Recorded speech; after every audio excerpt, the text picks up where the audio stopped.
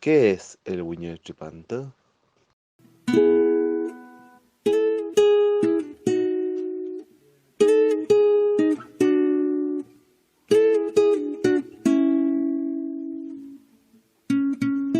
Maimai compuche, maimai lamien, maimai pichique somó, pichique wintru, inche, piren, pinguey, Tanilov, Roberto Maliqueo.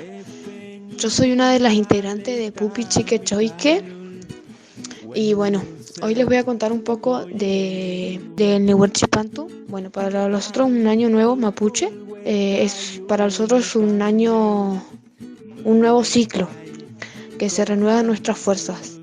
Le da fuerza a la ñuque mapu, a las plantas, a los animales, a los ríos. Los renovamos fuerzas.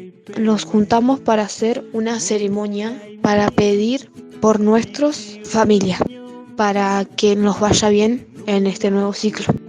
Eso sería un poco lo que se hace y por qué es un nuevo ciclo, ¿no? Bueno, y Peo Cayal y Maichihuau. Presentó Pupi Chique Choique. Mapumeo tuyuke Munga fangeti kafamwati Pumumeo tuyuke Punyin